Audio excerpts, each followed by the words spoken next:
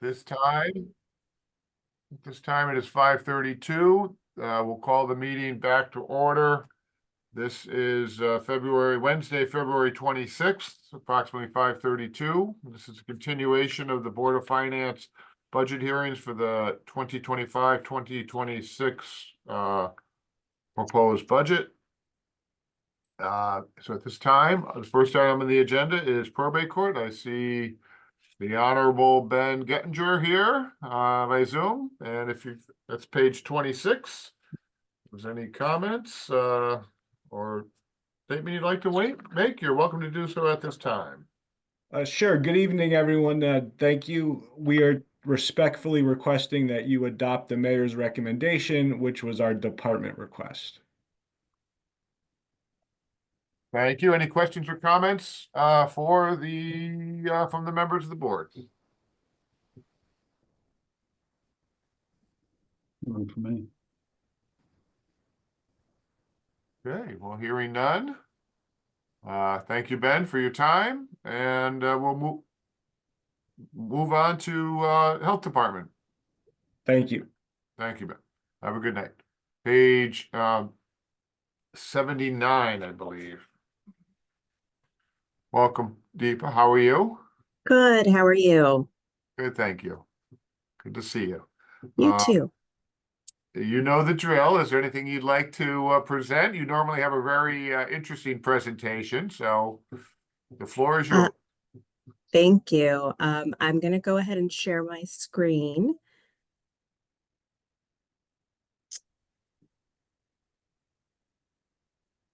Hopefully everyone can see that.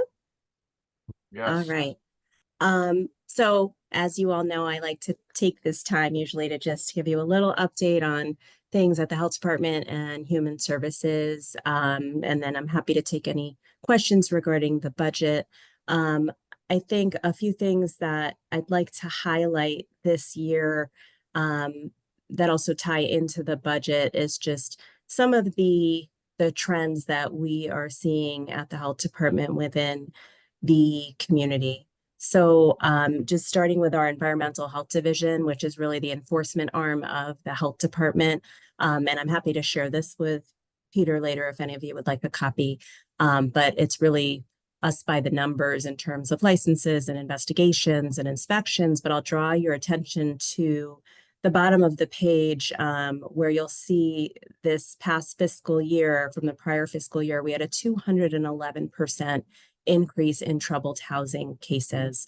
So that is something we are seeing within the community. We're getting complaints and or responding to concerns regarding troubled housing within the community and or hoarding cases within the community. So these are cases that that are important as they have a public health implication, but also they do require a lot of our staff time.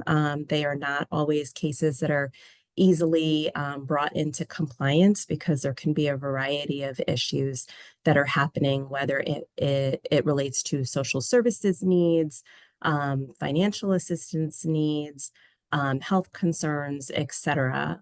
But it is something we're continuing to see even in this fiscal year, that we're just responding to more and more of these cases.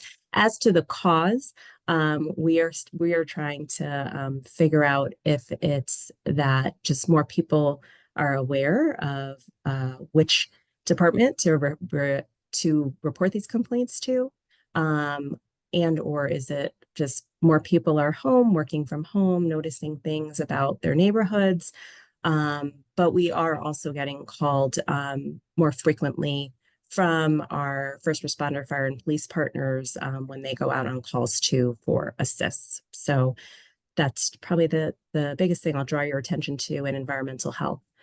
In nursing, so we continue to have the nurses at all of our schools, and with over 40,000 health office visits the last completed school year. The big feature that I'd like to highlight for nursing is that this past fiscal year, the health department became licensed as an outpatient clinic. And what that enables us to do is to start to bill for immunization services in particular, and perhaps other services in the future. So historically, we have been basically a cash or check operation, and we have not had the ability to bill insurance companies for our services. So we are now a licensed provider with Medicare and Medicaid, as well as some commercial insurances, and we are continuing to build that ability with other commercial insurances. So we're hopeful as the years progress that we'll start to be able to bill more and see a little bit of revenue through our immunization clinics. And you'll see through our clinics, we're serving our youngest residents at 4 months old, all the way up to residents that are 105. That was real data from our past fiscal year. So that is nursing. And then on the community health side, I'll just draw your attention to, this is really the operation where we apply for, manage, and operate our grants. So over $700,000 in grant funding the past fiscal year. These grants are the things that enable us to do a lot of our programmatic work, purchase a lot of the supplies that we need, and run a lot of those programs that we put on in the community, whether it's health education programs, our opioid response work, our food insecurity work. All of that really happens through this division. And then finally, our emergency preparedness division. So we continue to have almost 200 community volunteers that work with us and are activated as needed to assist with emergency response. They attend regular trainings and are engaged and ready to serve as needed. So with that, I will stop sharing for now. And then just on the health department side, there really are no major changes to our budget. So I'm happy to take questions. Hey, David, Scott Moulton, thank you for everything you do. I'm pleasantly surprised to see that my kids aren't the only one that go to the school nurse with almost 41,000 visits. 211% increase to at risk. What was the term you used? Troubled housing cases. Troubled housing cases. So 211%, that's huge. What's the number? Like, did it go from 2 to 5, or is it like, no, it's like hundreds of people? No, it's not hundreds of people. And I can get back to you in terms of the actual numbers from last year, from the prior year. This year it was 29. It's 29 troubled housing cases that we had. Okay. And then I just had a question regarding budgeted positions, housing enforcement officer. So you have 12 worked into the budget. Does that include the housing enforcement officer that you're asking for? No. So no, so that position was not approved, but I did propose it in my budget this year, really as a result of the information I provided that has been consistent over the past couple of years. Okay, so the driver of housing enforcement officer is those at-risk homes there. Gotcha. Correct. Gotcha. Okay, cool. Well, thank you.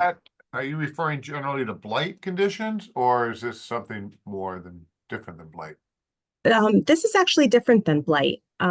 So these are other cases where we may get, and I'll utilize the example of if we get a call from the fire department or the police department when they go out on a call and they might be out on a medical, they go to the home, there's hoarding conditions, extreme clutter, there may be squalor, there may be animal feces, or maybe non-working utilities, and they will call us and ask us to respond. And at that time, we respond, assess, and determine whether the conditions are habitable, and whether individuals are able to remain there based on our housing code, and what actions need to be taken in order to bring the property into compliance. So in some of those cases, we're issuing orders to clean up and fix up a variety of areas within the home, inside and outside. In other cases, we do sometimes deem the home uninhabitable because there are no working facilities. Maybe the plumbing is not accessible. There might be squalor conditions. And then we work with the resident to be able to get them back in their home once they have cleaned up, while also providing social support services through our part-time case manager to kind of help them gather the resources they need in order to come into compliance. Thank you. I thought it might be that. And then refresh my recollection, didn't we add, I thought it was an assistant director, but is that the chief environmental services? Didn't we add a position in the last 2 or 3 years? Last year, and I'm grateful for the addition Oh, we it was did. just last year. Okay. It was the community health coordinator. Okay. And that was a position that was previously funded and then funded in ARPA and then brought back. Okay. And that person, if I recall correctly, that was primarily running the immunizations and the coordinated Grants, that's like our grant operations and our health education activities and our clinics and disease surveillance and all of that. Okay, thank you. You're welcome. The troubled housing. Hi, this is Jeff Matchett. I'm sorry, I should have introduced myself, Deepa. Hi. What does that encompass totally? I mean, blighted houses, I mean, people living in filth, that sort of thing. But what does it encompass? What are all the things that would put them into the category of a troubled housing? Troubled housing.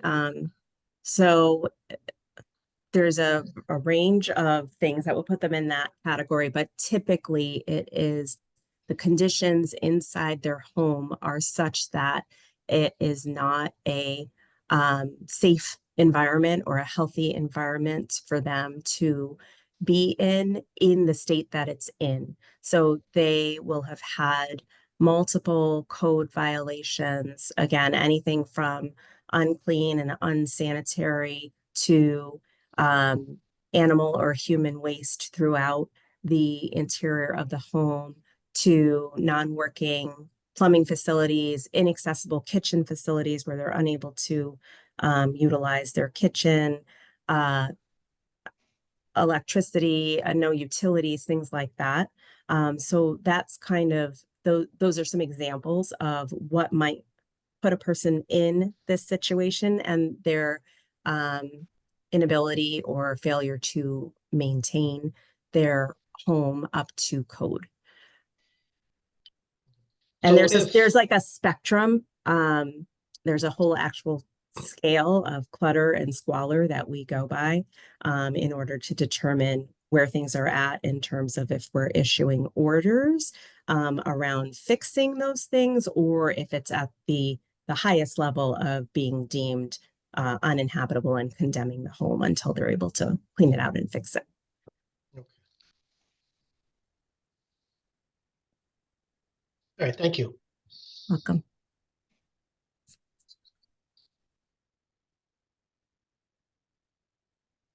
Any further questions or comments for the health department?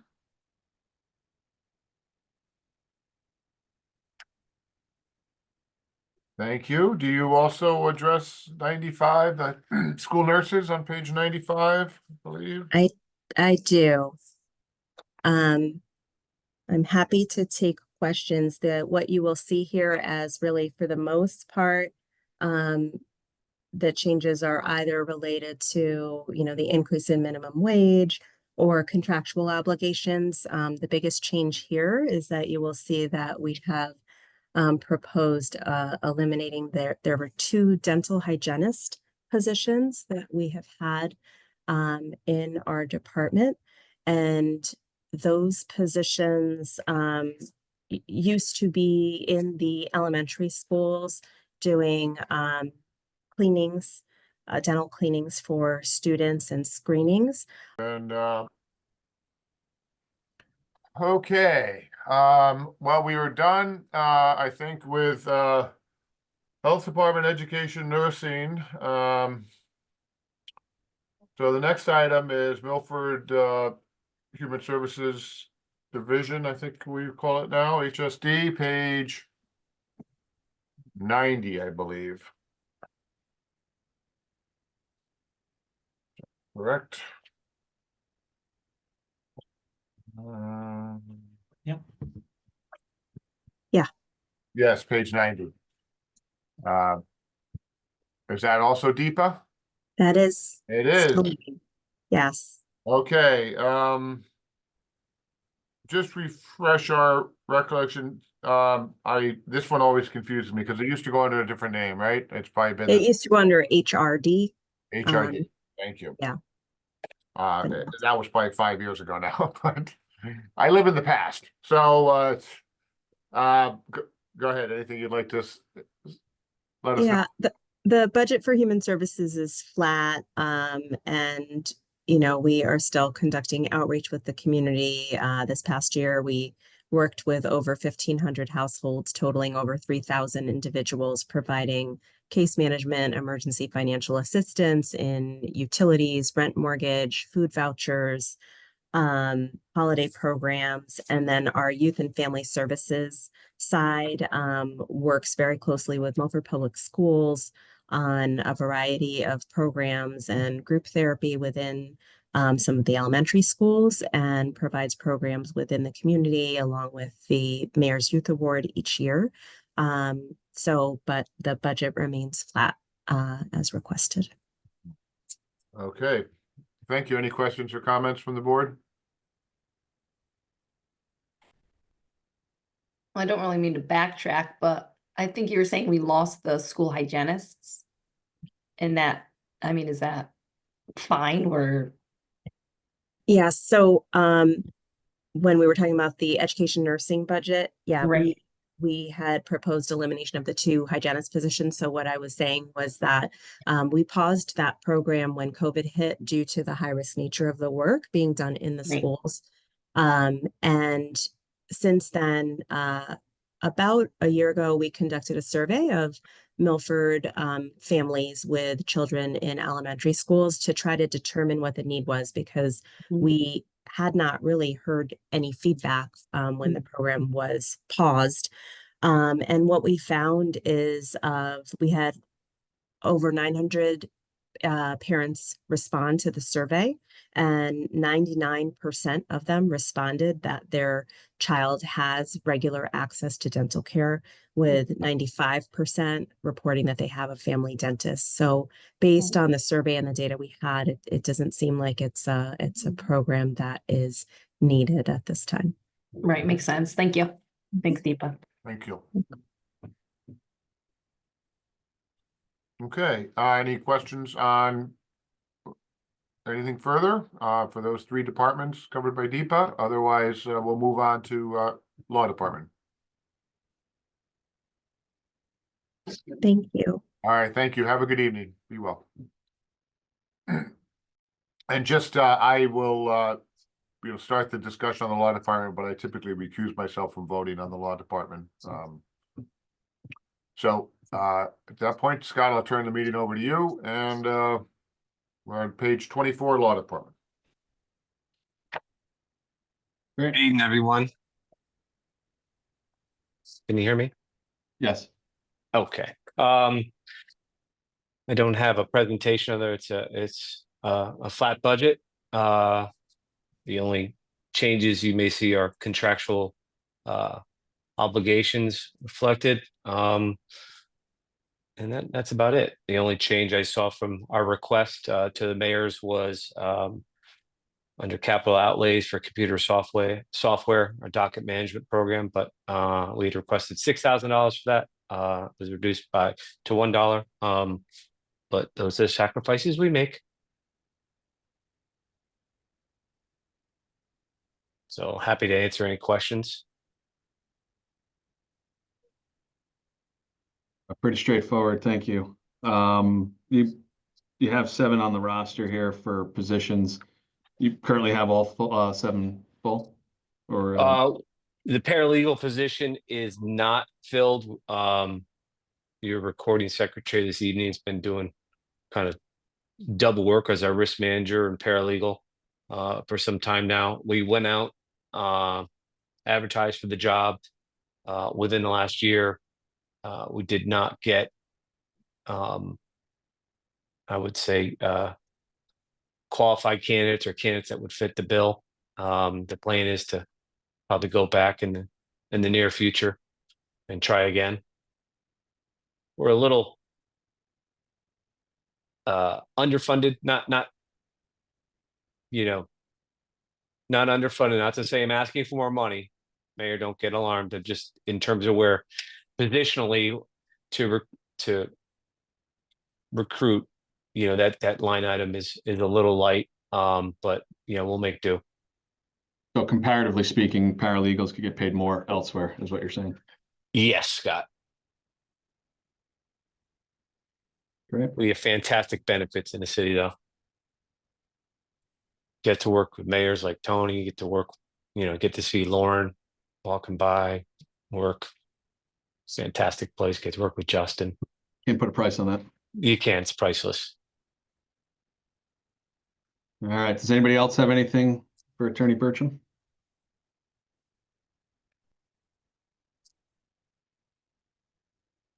All right, seeing none, thank you. We appreciate the presentation. Thank And, Thank you, everyone. Mr. Have a Lima, good I'll turn night. it back over to you. Thank you, Scott. Thank you, everybody. Back to Recreation Department, page 82.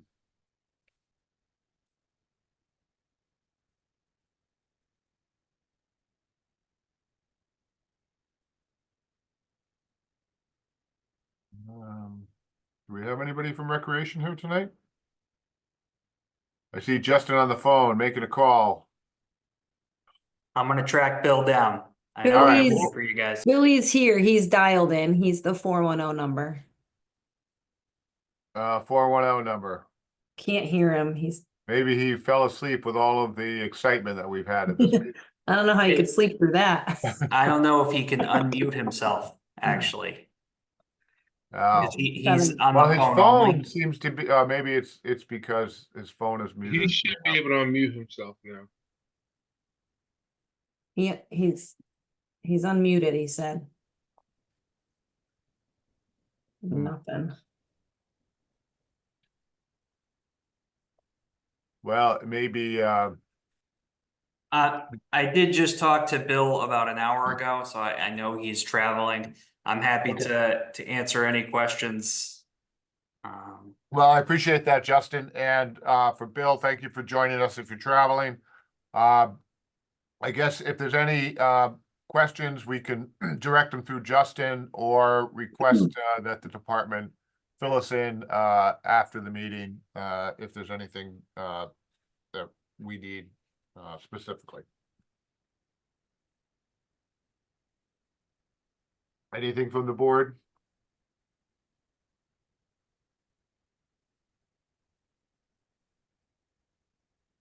Nothing from me.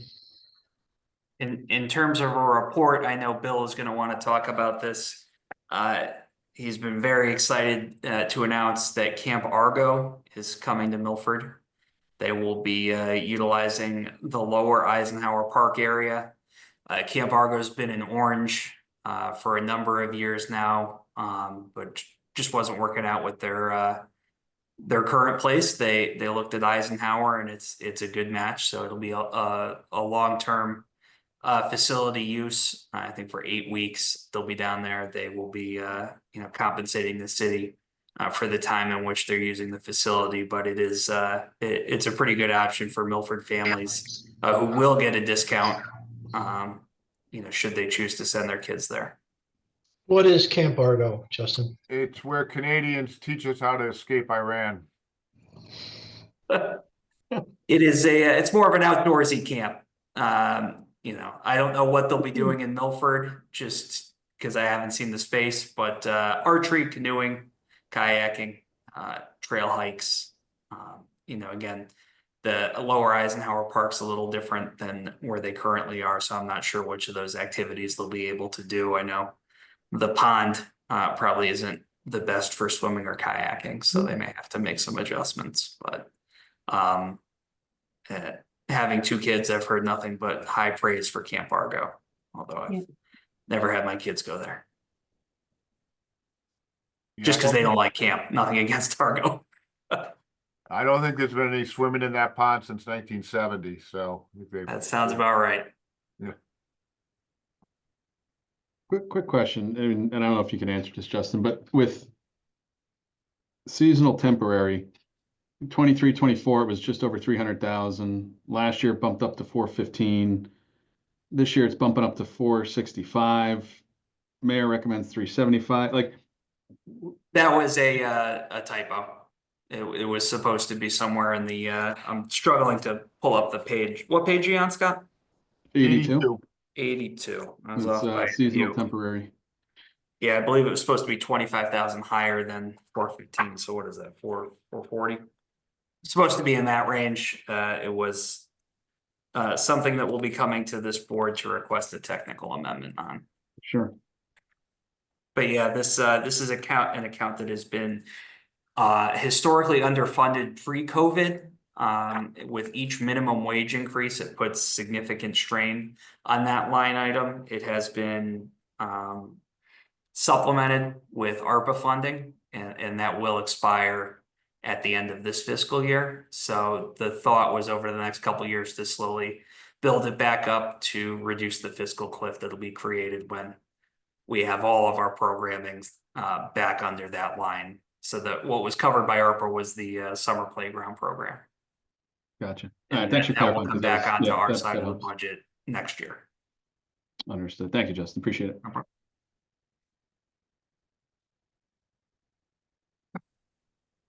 All right, thank you. If there's anything further, as I said, we can, certainly the department would be, I'm sure more than happy to provide us any information that we may need, so. Thank you, Bill, for joining. Thank you, Justin, for communicating with us on those issues. If there's nothing further, we'll move on to community development. I think that's page 20. You're gonna get me again, Mr. Chairman. Not that anybody can replace Julie Nash, but she did leave city service about 2 weeks ago. After a very successful 11-year career, she's transformed this department into what we see today. It's a lot more than an economic and community development office. She's got her hands in a number of things, and we owe her a lot of credit for that. There is a job posting for the director position that closed yesterday. So happy to report we had a large number of very good applicants. So the interview process will begin shortly. I would hope, to have somebody in the position by mid-April, but in the meantime, I'm helping out, in that department. There was no change to the budget. Actually, I misspoke. Julie did request in her budget the clerk A to go from part-time to full-time. That stayed at part-time in the mayor's recommended budget. Well, thank you again, Justin. I was not aware that Julie had left. Certainly she was an asset to the city and will be missed. So we wish her well. And for all her service, we thank her. Any questions from the board on community development comments? And I'll just echo your comments, Brian. Julie was great. A lot of fun to watch her operate over the last decade or so. How long was she there? 11 years. Maybe 11 and a half, actually.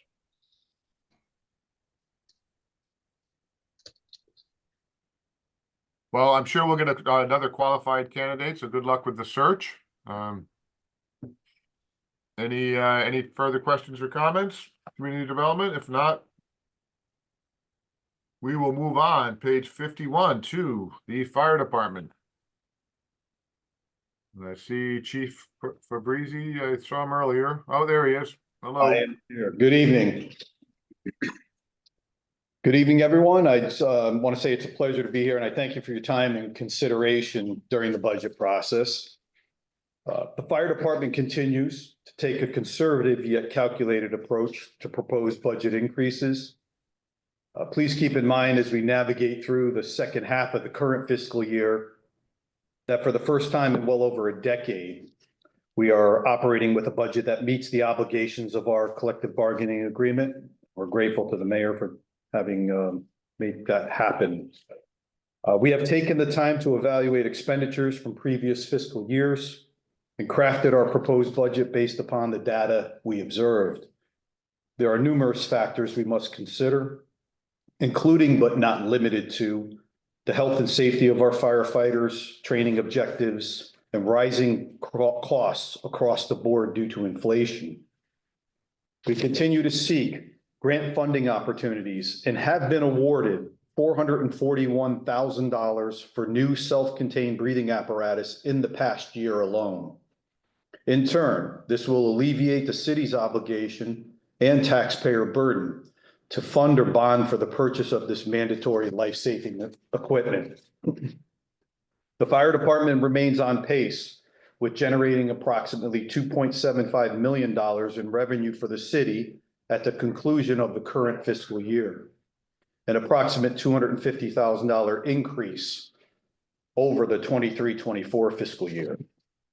This is accomplished through EMS services provided by our firefighter paramedics and EMTs, EMS billing for services rendered, and permit and inspection fees from our fire marshal's division.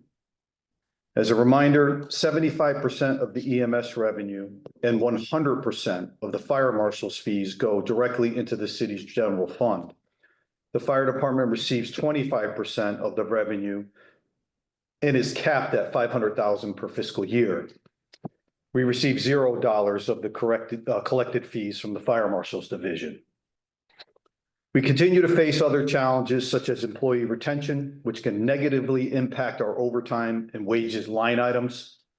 In January of this year, the department was finally fully staffed after experiencing 17 vacancies in the recent past.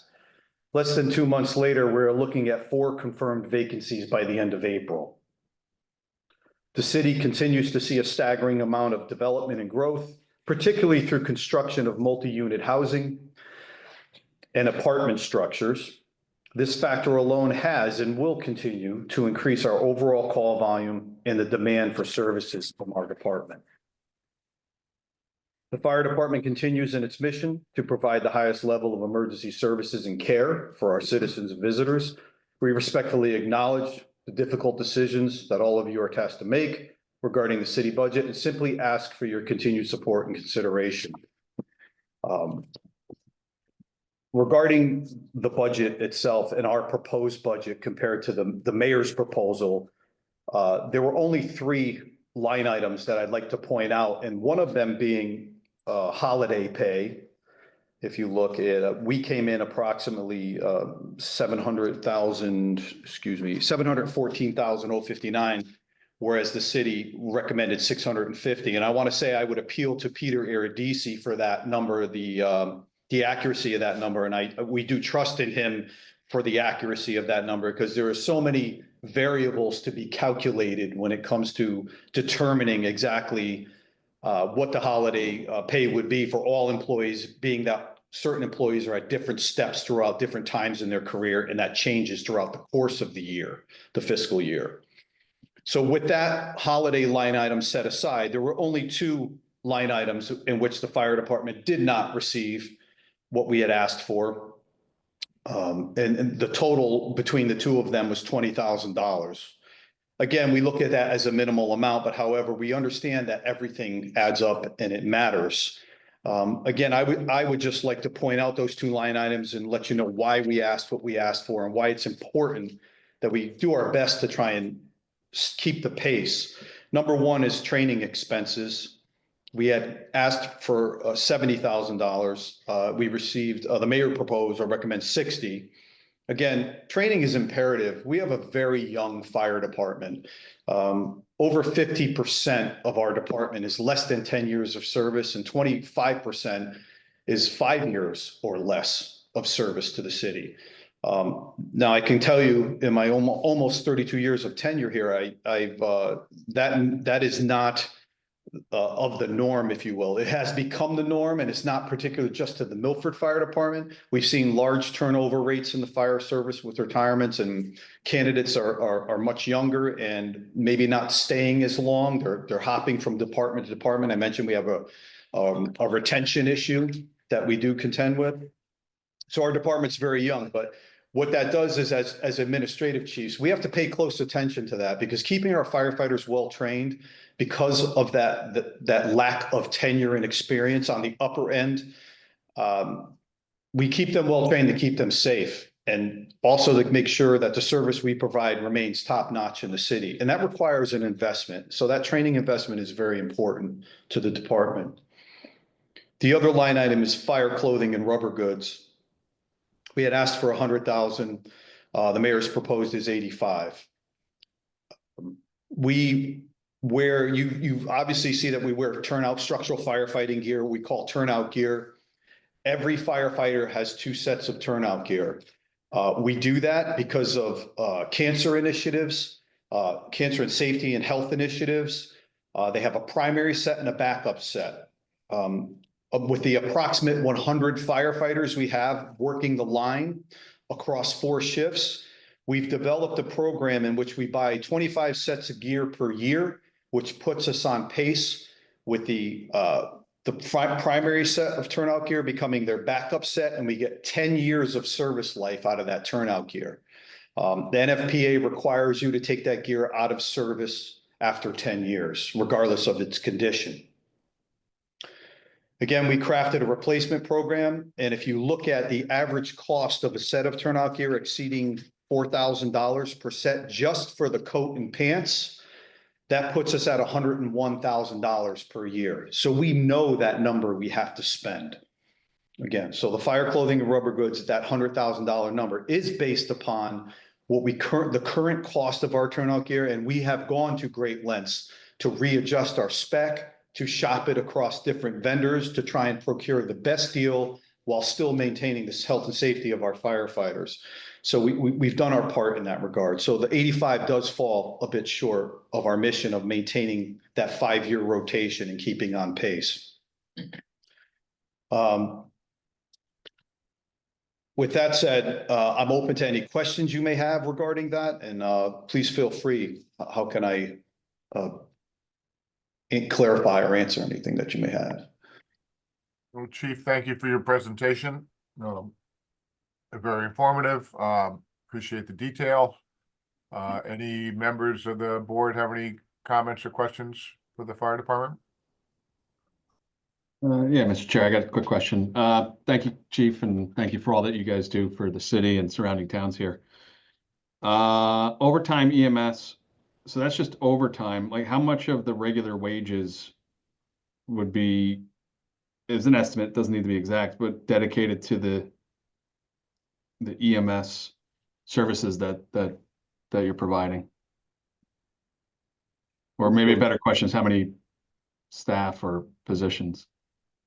I'm not sure if I'm understanding correctly. So we do have a line item that's regular wages that covers the regular normal wages for the firefighter. So overtime wages covers overtime, and overtime EMS typically we utilize that when we hire back on our medic trucks. We tap that account first for personnel that are covering our ambulances, so to speak, and doing the transport. There is, I can backfill. If you look on the overtime EMS, you'll see an asterisk next to that, and there's a little footnote in the bottom left. The account may be supplemented by on the bottom left of the budget book. The account may be supplemented by Fund 76 EMS billing. So that EMS revenue that is afforded to us, that 25% I mentioned earlier, those funds I have begun to utilize and backfill that overtime EMS account to hire personnel back to cover for training sessions or training scenarios that are scheduled on our training calendar in order to keep our firefighters on the training ground. As you know, our call volume exceeds over 9,000 runs a year currently. And with our current staff and not having a manpower increase since the late 60s, early 70s, we are spread very, very thin.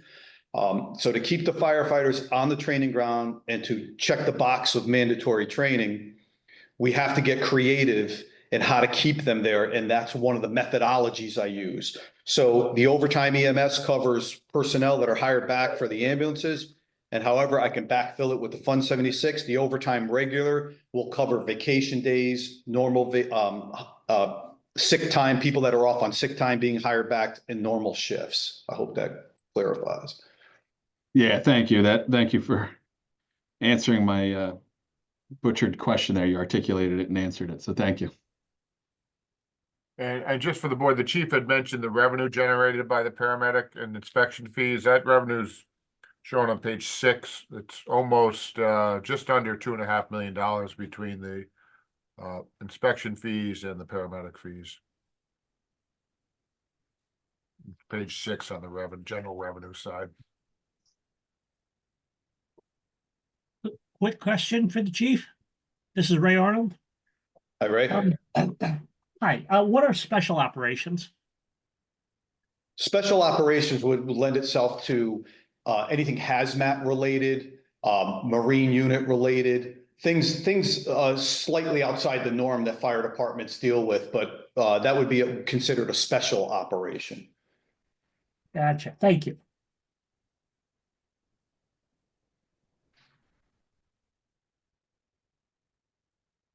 Okay. Anything further? I think the department also covers emergency management on page 58. So if there's any questions or comments on either fire department or emergency management on page 58. I will just say that emergency management, we came in flat on that budget. That's workable for now. Thank you.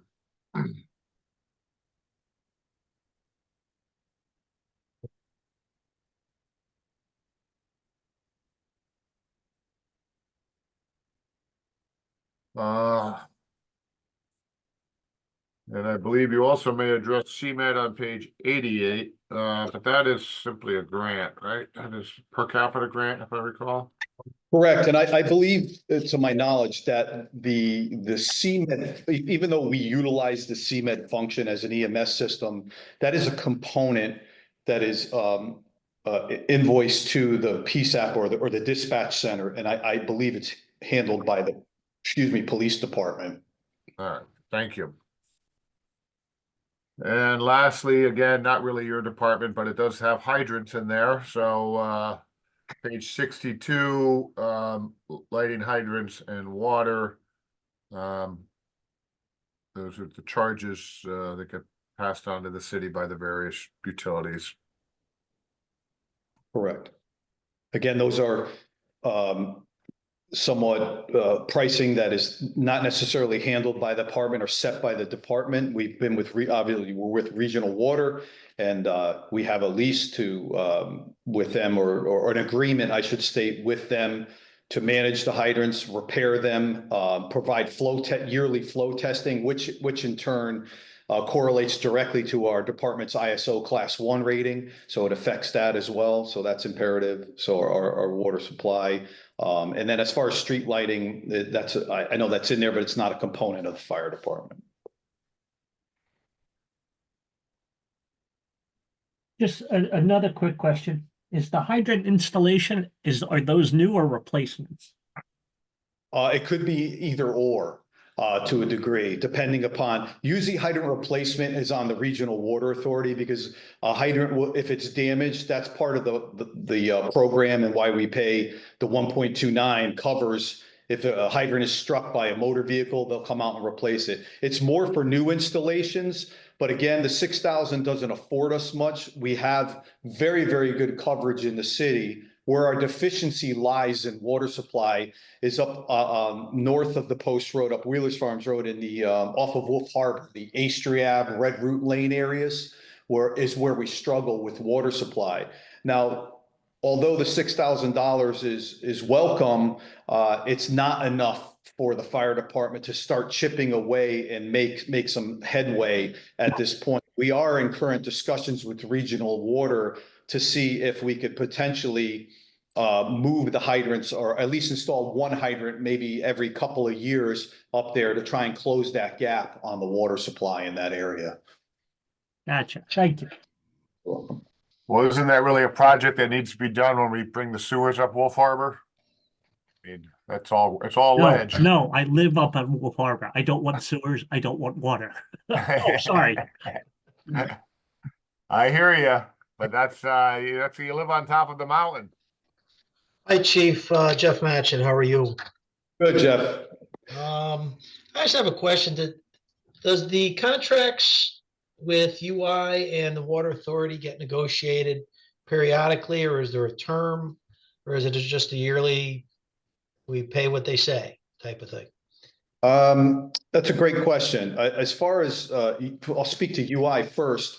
Look, they set the rates, and as far as any negotiation on that, I haven't been involved in that. It's certainly something I can inquire and look at. I think where we're best suited is looking and doing an evaluation on our city buildings, looking where we can also provide some energy saving costs, maybe some light retrofits or things of that nature to also to increase energy efficiency. I know there's been discussion in the city at one time about possibly including solar on some of our buildings.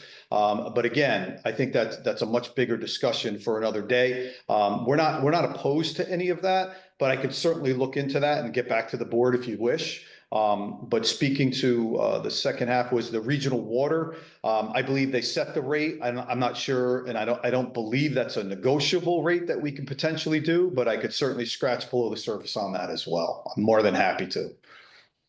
Thank you, Chief. Mr. Matchett, I can add a little more because the mayor's office pays for the lighting account. So probably about 5 or 6 years ago, we began a process to change over all the street lights to LEDs, which we did realize some savings. I defer to Peter on the exact amount, but my guess is somewhere between 15 to 20%. And then with the RWA, we pay per hydrant. We have tried pretty extensively to get that adjusted. I believe Milford, of all of the RWA communities, pays the highest amount in hydrants, and that includes the city of New Haven. So that is something that we've been trying to negotiate downwards. We've just not had any luck. That city attorney still on the line here?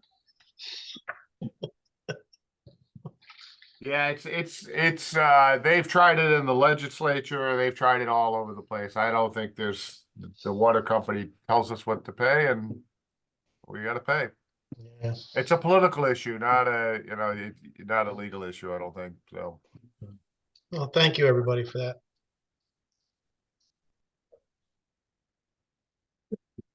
Okay, if there's nothing further, I think we are done with Chief Fabrizi and the fire officials. So I appreciate you all coming out tonight and for your presentation, and thank you for all of your efforts and hard work throughout the city. It's definitely, we're lucky to have such a fine department.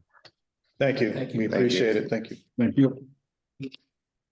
Mr. Chairman, if I may, ask that the board consider reordering Department of Permitting and Land Use to be the next one. I do have to run to another meeting, and before I'm in a car, I just want to have the budget in front of me.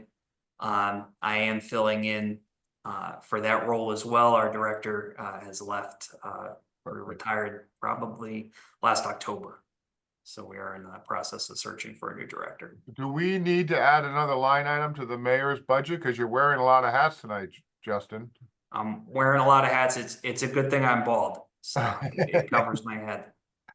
I have no objection. Take a motion to reorder the agenda.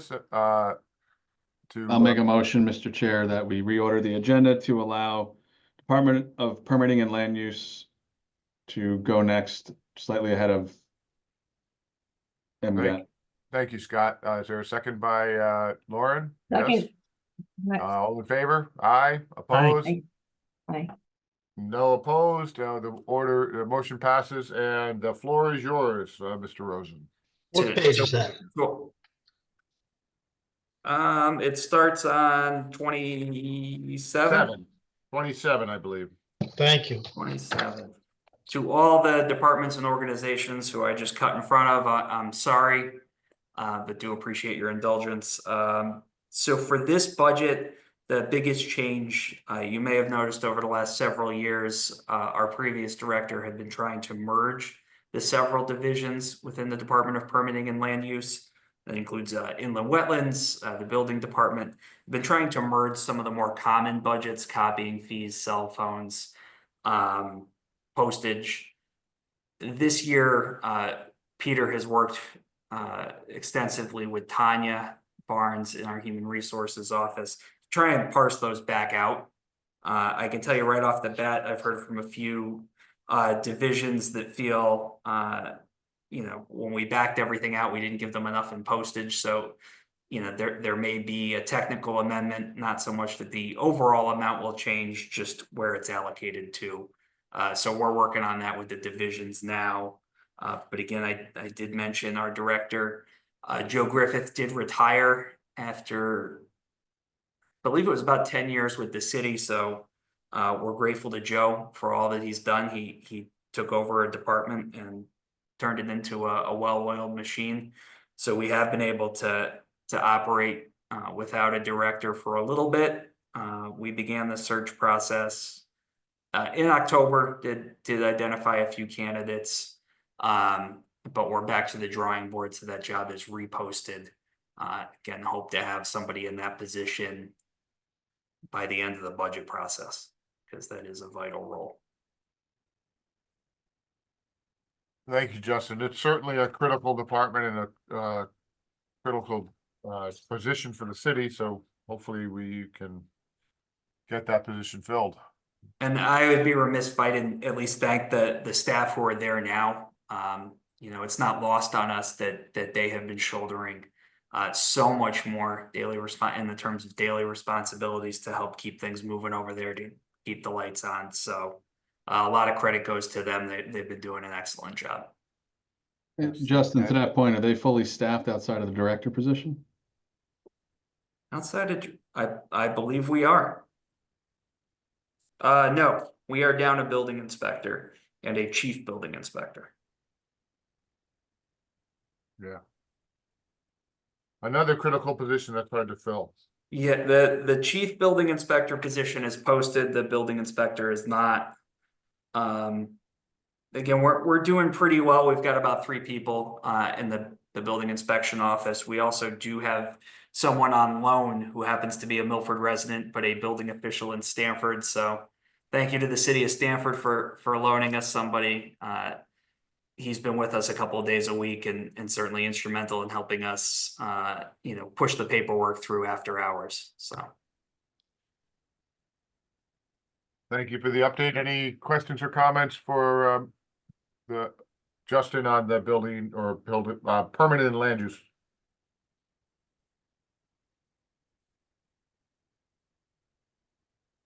Okay, thank you, Justin. Cool. Thank you, guys. Have a good night. Thanks for your input tonight.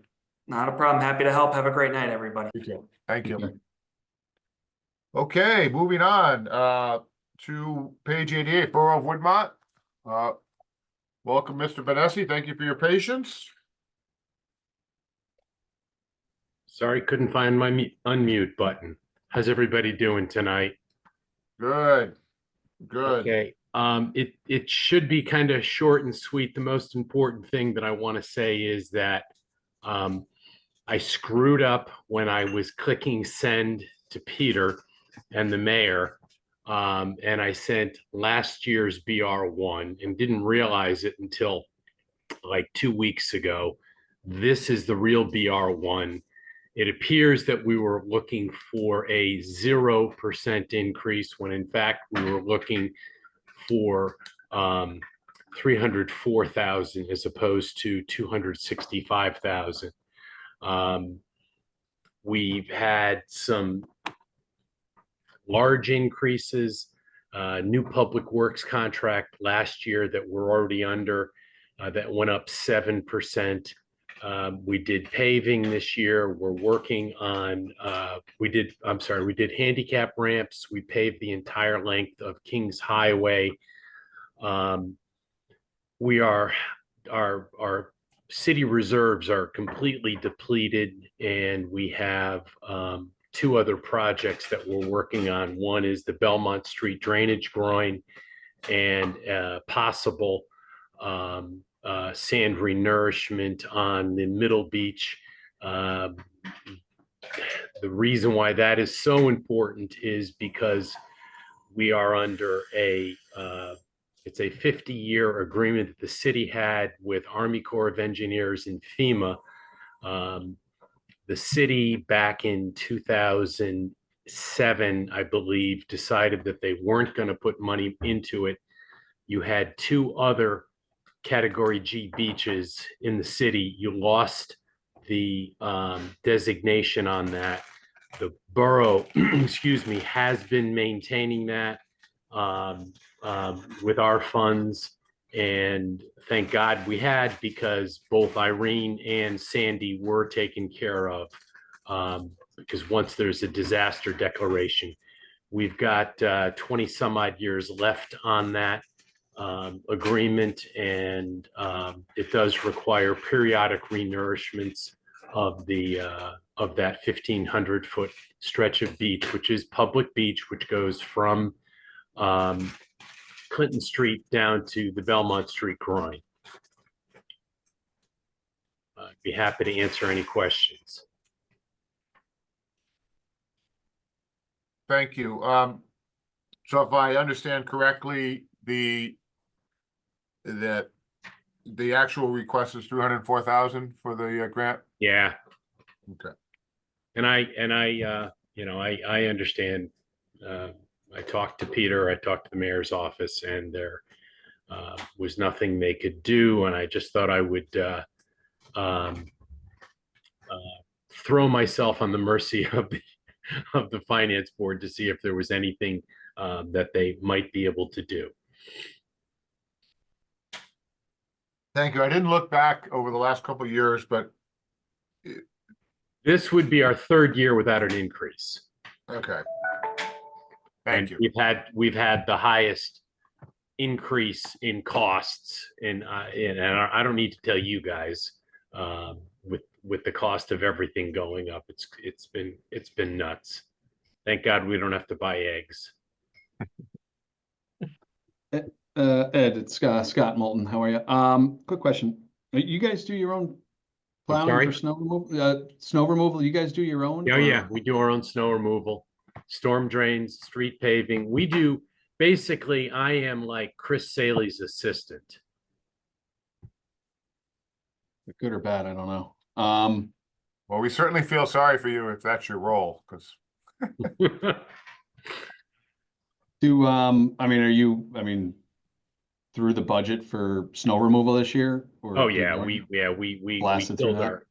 killed our snow budget this year. And we've been fortunate. We'd actually had a little bit of reserve left on those, which we always put into paving or catch basins, things like that. I mean, we're basically a shore community. Every time you hear of storm warnings and that sort of stuff, it costs us money. This past year, 2024, from December of 2024 to May of 2024, we got hit. I can't tell you how many times, probably 6 times, especially around Crescent Beach. I'm sure Chris gets complaints about that all the time, where the water's coming over the road onto Beach Avenue, tearing things up. If we don't maintain that Category G beach on the other side, which is 1,500 feet, that's what we would have on the other side as well, which is Storm Beth in December 11th, 1992. We had the worst damage ever. It was just a nor'easter, but it tore up so much. It tore up the entire seawall sidewalk along there. It tore up a good portion of the street all the way across to the people that live across the street. And you could actually see the gas lines in the road. And that's the main reason why that was designed. It's people complain all the time, but geez, how come the sand in West Haven is so much nicer than the sand in Woodmont? I said, because it's not a beach. I said it was a flood and erosion control project, and we used low hydraulic movement material. I learned that from 30 some odd years of being on the board. What they allow us to do is they allow us to put a 4-inch cap of sand, 50 feet wide, 1,500 feet long. But everything else underneath it it's really gravel and clay. And they know what they're doing. The engineers know what they're doing, because if they didn't do it that way and they just threw some nice sand out there, it would all be gone. Yeah. The perfect storm in 92. That's exactly it. Yep. Yep. It was brutal. So yeah, so we've got 50 years from then. We've got like 20 some odd years, or less than 20 years left. Yeah, don't even think about it. I don't know what we're going to do after that. Hopefully there will be further congressional action to allow us to try to renew that down the road. It's been a lot of work, especially when the city, I hate to say it, but the city dropped the ball because they just said they couldn't afford it and they weren't doing it anywhere else. And it was baptism by fire. There's a 67-page maintenance agreement and guide as to what you were supposed to be doing. We didn't know what the hell we were doing in 2008 when we picked it up. We didn't find the maintenance agreement until 2011, and it was kind of by accident. And we said, oh, now we know why they gave us such a hard time during Irene. We ended up getting the money because we got Senator Murphy's office involved, and he was the one that finally put the gun to FEMA's head to have them write the check, because the city had actually fronted the money on that one. Right. It was $600,000. And then the 13 months later, we got hit by Sandy, and that one was, I think, 1.2 million. And Army Corps came in. We didn't have to put any money up front. It was great. It did a great job. Thank you, Ed. Any questions or comments? No, thank you. Okay.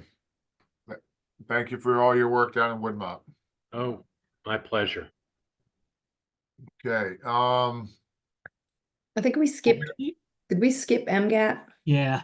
Oh, we skipped MGAT. I'm sorry. Is Kara on, or who's MGAT? Anybody? Ryan, Kara, I believe, stepped down from the board. Oh, she did. Okay. Yeah, in January, and I'm not sure if her replacement or substitute or member of the board is here. I see Nicole. Yeah, I'm Hi, Nicole. trying to unmute. Hi, Okay. I'm Nicole Service, and I am the acting chair of MGAT. Well, thank you for stepping up. And that MGAT is page 16. Sorry to skip over you. It's been a weird night, so I think we all get it. I think we're all ready to go home.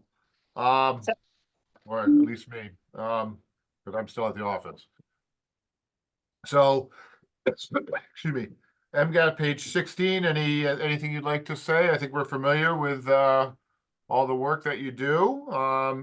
I hope so. I know that there are hundreds of our neighbors and thousands of our neighbors that are familiar with it, because our views certainly show that.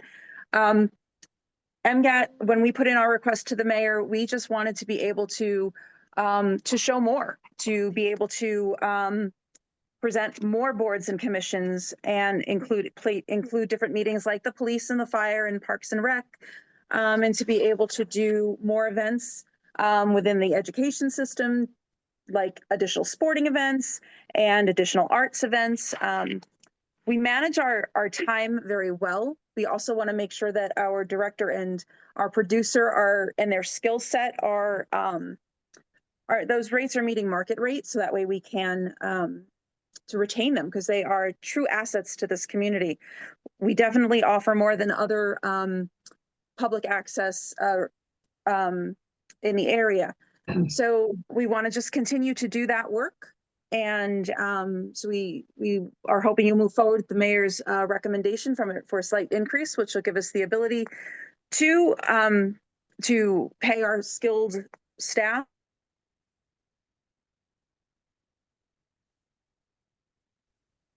Well, you broke up a little bit, but thank you. Is there any questions or comments for Nicole?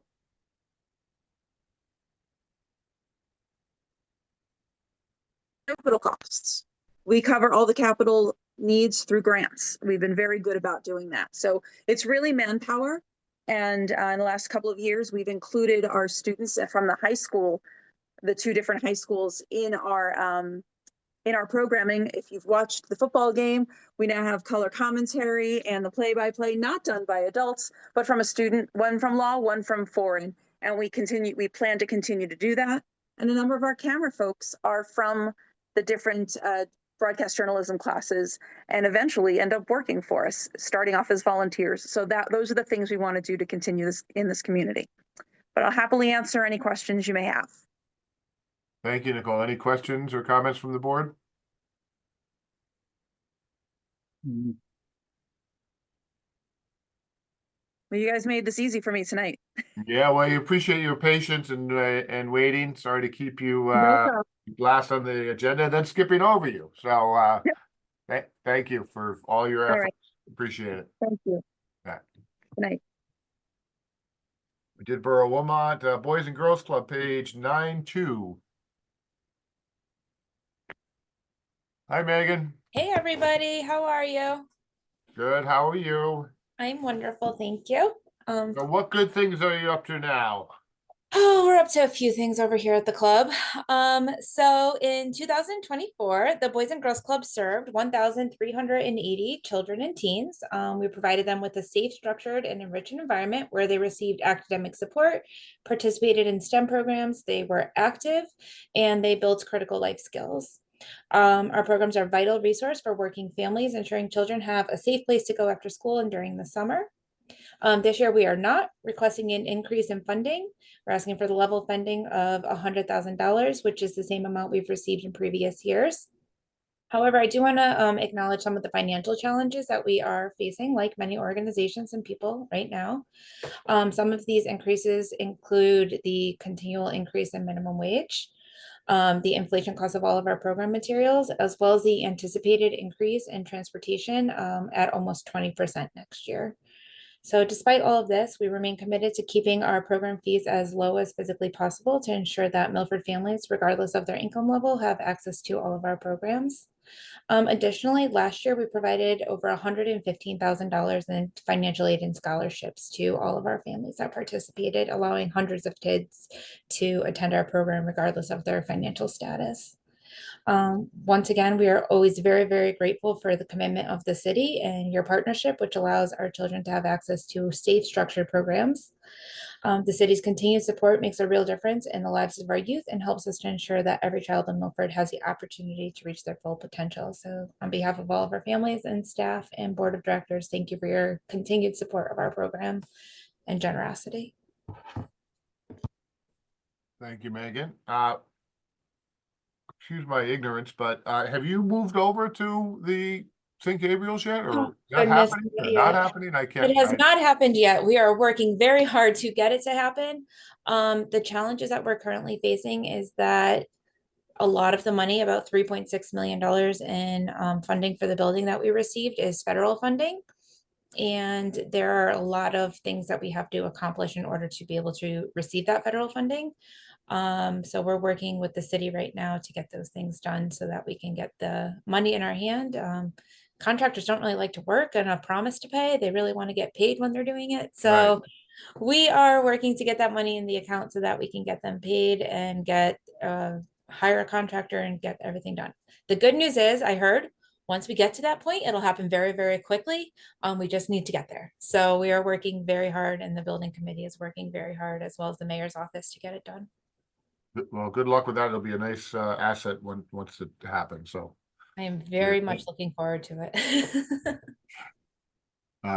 Any questions or comments for Boys and Girls Club? No, thank you. Awesome. Thank you, Megan. Thank you all for your time. All right, have a good night. You too. Okay, we have finally Bridges, page 89, last but not least. Hi, thank you so much for moving me from No, that's fine. Unfortunately, you get put at the bottom of the meeting agenda, on so Monday I'm night not sure where you were the other that night. but, conflicted with. oh, you were Yeah, thank- last the other night too, so. No problem. Well, you're welcome to make No any problem. comments that you like or. Yes, well, I want to, my name is Jennifer Fiorello and I'm the CEO of Bridges. I want to extend my gratitude to the city of Milford for its continued support of mental health and substance use services in the city of Milford. And we also serve surrounding towns, including West Haven and Orange. Just some information on the number of people we serve and some statistics over the last fiscal year. About 65% of the people we serve are Milford residents. So that's about a little over 1,900 individuals. So that includes adults, children, and families. We rely heavily on local funding to support us in addition to the grants we get through our state departments. So that would be Department of Children and Families and Department of Mental Health and Addiction Services to provide outpatient treatment, clinical support, medication management, and case management. We do care coordination for children as well as case management for adults. And as you're probably well aware, we do have a mobile medication assisted treatment vehicle that provides access to treatment for opioid use disorder. And we do go to Bethel Shelter once a week there with that van. And we're out in West Haven in that van as well.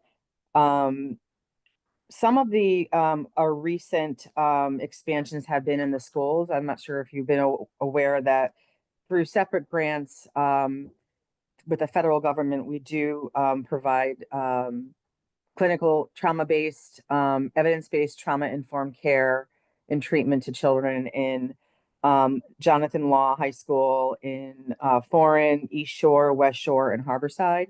We also provide very part-time clinical services in the academy as well. The funding that the city provides typically funds mostly our outpatient child department. That's the one department that program that operates at a perpetual deficit year over year. The reimbursement that we get through Medicaid, 70% of the people that we serve are on Medicaid Husky. The reimbursement rates with the grant funds usually leaves a shortfall in funding.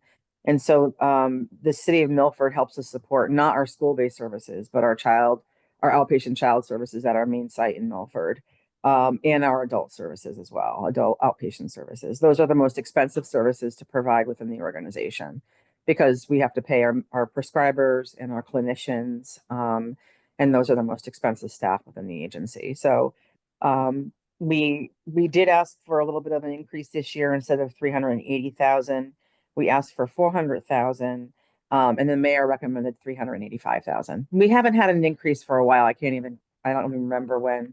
We haven't asked for it because we're grateful for any funding that we get. One of the losses in funding that we've gotten recently is with the United Way. As you know, they've had some challenges with some fundraising, and our funding. We lost almost $100,000 in funding from the United Way.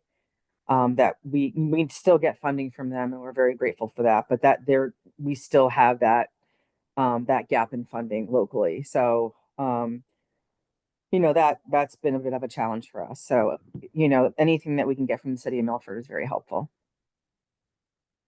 Well, thank you. Thank you, and certainly the city's lucky to have an organization within providing the services to our residents and surrounding communities.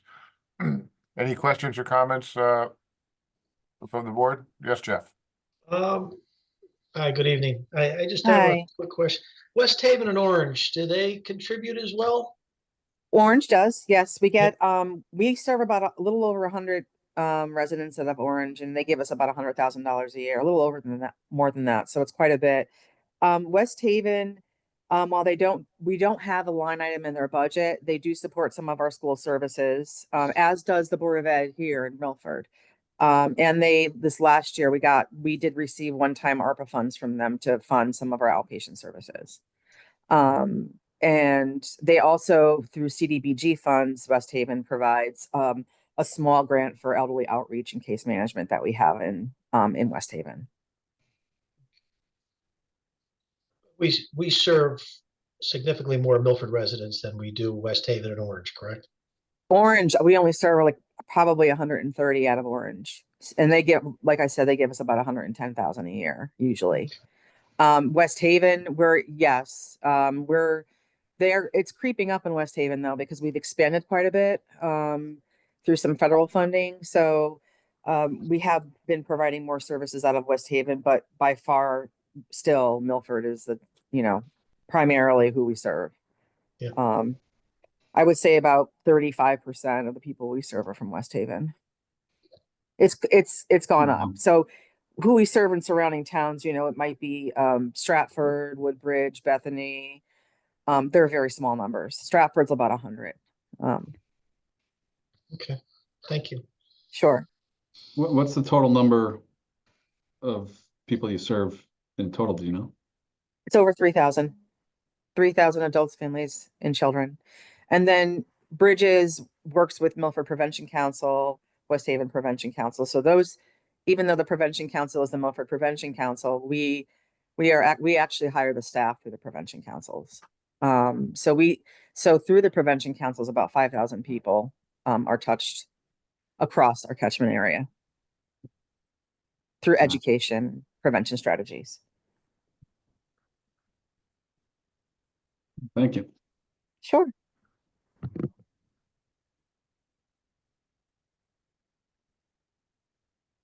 Thank you. Any further questions or comments? All right, well, thank you for your patience and coming out tonight. We appreciate all of your hard work and the information you were able to provide to the board tonight. No problem. Thank you. Thank you so much. Thank you. Have a good night. You too. Okay, so we'll see everybody in person tomorrow night.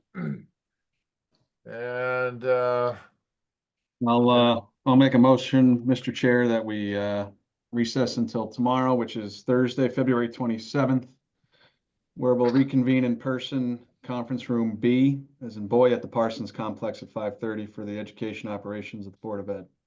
thank you, Scott. Is there a second? Second. Seconded by Lauren. All in favor? Aye. Aye, opposed? Is that the same room as last time? No, it's on the second floor on the gym side.